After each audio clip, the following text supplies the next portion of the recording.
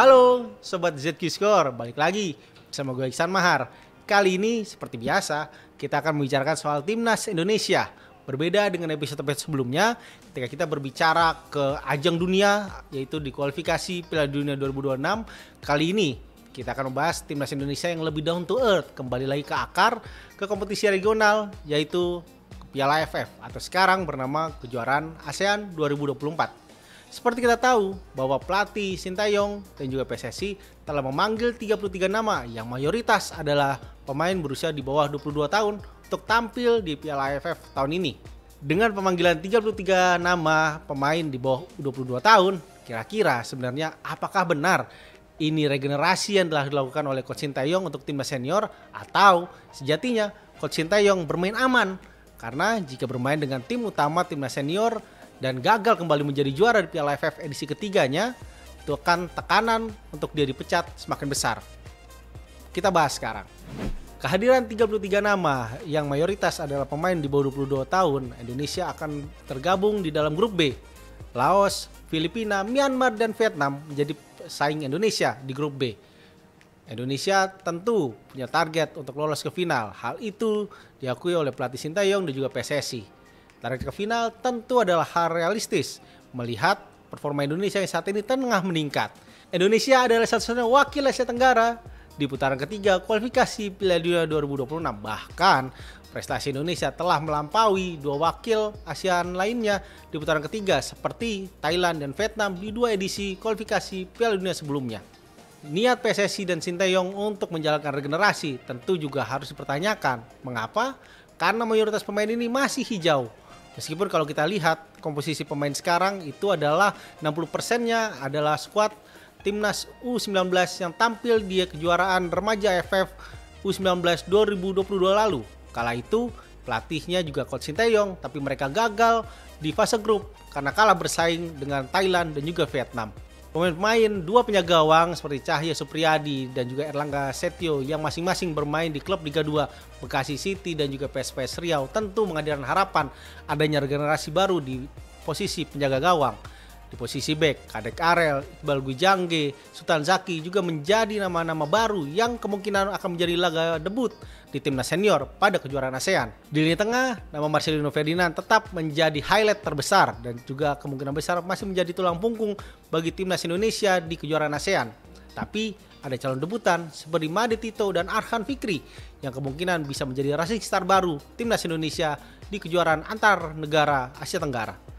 Lini depan ada nama Hoki Caraka dan juga ada nama-nama pemain muda lainnya yang sebelumnya pernah dipanggil Sin di level junior seperti Ronaldo Kuateh yang kini berlaga di Thailand.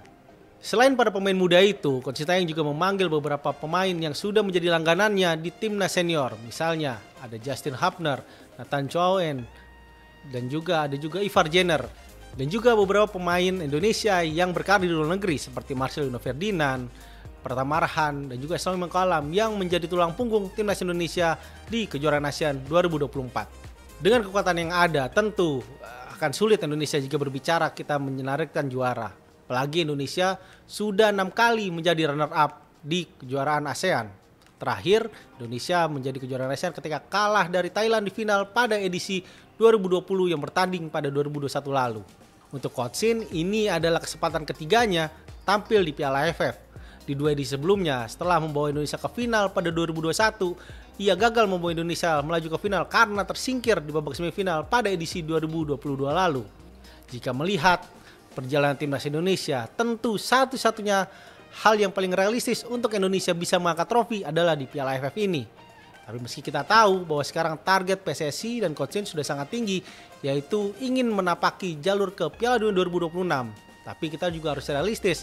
Jika ingin melihat timnas Indonesia mengangkat trofi juara, Piala AFF ini tempatnya. Tapi apakah cukup dengan pemain yang mayoritas di bawah 22 tahun ini? Jawabannya tentu tidak. Karena dengan melihat kualitas mereka yang masih tanda kutip masih hijau dan mayoritas juga mereka hanya berstatus pemain pelapis di Liga 1, tentu akan jadi tantangan besar bagi Coach Sin untuk meramu tim dan juga untuk memotivasi para pemainnya agar tidak gentar bermain dengan pemain-pemain terbaik di Asia Tenggara, terutama dimulai dari grup B. Kita menghadapi tim diaspora yang mayoritas mengisi tim Filipina, begitupun juga Vietnam akan tampil dengan kekuatan terbaik demi mencari pelipur lara setelah dalam beberapa tahun terakhir penampilannya terus merosot dan kini ada di peringkat 117 FIFA. Jangan pula diremehkan kekuatan Laos dan Myanmar. Mereka adalah kuda hitam yang bisa saja mewujudkan Indonesia jika Indonesia tidak mempersiapkan diri dengan baik. Masa persiapan yang kurang lebih akan dijalani Coach Sinteyong dengan skuadnya selama sepekan di Bali. Tentu itu akan menjadi pekerjaan yang super berat untuk meramu tim. Setidaknya selain mempersiapkan taktik, Coach Sin juga harus mempersiapkan mental para pemainnya.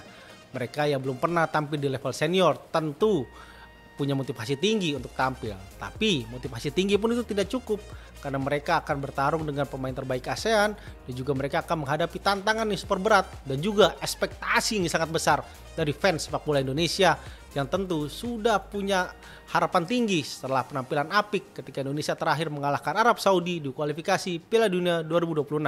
Harapannya dengan skuad mayoritas pemain muda dengan kerangka 60% tim dari Piala AFF U19 2022 lalu, supporter seharusnya tidak usah berharap muluk. Apalagi sampai memberikan tekanan berlebihan kepada para pemain muda kita untuk berprestasi di ajang Piala AFF ini. Tapi tentu harapan untuk menjadi juara juga harus dipelihara. Kenapa? Karena seperti kita tahu bahwa Piala AFF adalah kesempatan terbaik Coach Sin memberikan legacy berupa trofi bagi timnas Indonesia. Dengan masa kontrak yang hingga Juni 2027, maka Piala AFF di tahun ini adalah kesempatan terbaik Coach Sin. Apalagi kita punya momentum baik karena skuad timnas dan juga euforia timnas kita saat ini sedang ada di masa puncak dalam beberapa dekade terakhir. Satu hal yang harus diperhatikan oleh para supporter adalah jangan memberikan tekanan yang berlebihan kepada pemain muda ini. Baik ketika pemain melakukan kesalahan ataupun apapun hasil pertandingan nantinya.